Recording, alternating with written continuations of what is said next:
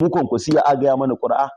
Ai mu ne ƙuri'a, kwankwasiya mu ne ƙuri'a, saboda mu ne gwamnati tana kai da gwamnatin tarayya da gwamnatin jiha muka kada su a 2019. Farar hula.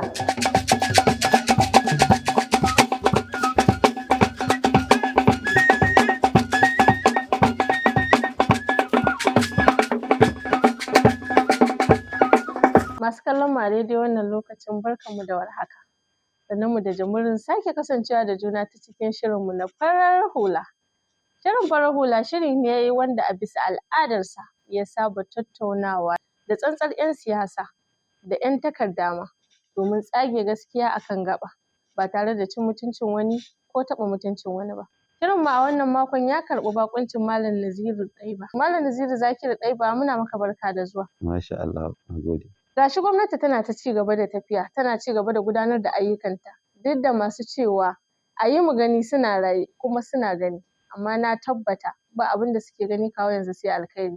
Haka ne? To, bismillahir rahmanir rahim, wassalatu wassalamu ala ashrafil mursalin.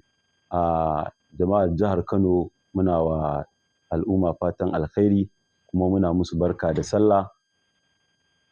Musamman jagororinmu tun daga kan injiniya Dr. Rabi'u Musa Kwankwaso, jagoran kwankwasiya na duk duniya, da mai girma zaɓaɓɓen gwamnan jihar Kano gagara gasa wanda ba a taɓa yin gwamna kamar shi ba kuma ba za a yi ba, gwamnan da ya ci zaɓe aka ƙwace masa ya yi haƙuri kuma muka dawo Allah ya ƙara ba mu nasara muka ƙara cin zaɓe. Muna gode wa Allah, muna gode wa mai gidanmu injiniya Dr. Rabi'u Musa Kwankwaso, kuma muna gode wa Deputy Gwamna ɗan masanin kwankwasiya Comrade Aminu Abdulsalam Gwarzo, Allah ya saka musu da alkhairi, da kuma jagororinmu gaba ɗaya saura irin su ciyamominmu na ƙaramar hukumar Dala da kwamishinoninmu guda 3, Allah ya saka musu da alkhairi. Kamar yadda muka shigo wannan program saboda an yi maganar 'yan gaza gani, irin wayannan 'yan majalisu da suka bar mu ba gaira babu dalili, wayanda suka ci amanar mu, suka ci amanar injiniya Dr. Rabi'u Musa Kwankwaso, suka ci amanar gwamnan jihar Kano injiniya Abba Kabir Yusuf, zakakurin gwamna. Mun yi shiru saboda muna sa ran za su tuba, su gane sun yi kuskure su dawo. To amma Allah ya jarrabe su, mun ga kullum abin nasu ƙara gaba suke yi. To shi yasa muka ga tunda dai ba sa ganewa, wanda mu zo mu dinga shafar kansu domin su san cewar muna sane da su. Kamar zan fara da ɗan majalisa na tarayya Aliyu Sani Madakin Gini, suna ta turo yara suna rashin kunya wa manya iyayen gidansu. To wannan ba daidai ba ne, sun fara fuskantar cewar sun yi kuskure. To amma wani zai iya cewa maybe tun da kuka rabu da su kun kasa maye gurbin su, shi yasa ma kuka zo kuka fara kira ne. Ai tuni mun maye gurbin su, tuni mun maye gurbin ɗan majalisar mu na Dala. In ya tuba ya dawo, to mu ba ma korar mutum. Kamar irin su Kawu Sumaila, ai idan ya tuba ya dawo za ku karɓe. Za mu karɓe shi, ai ba ma kora.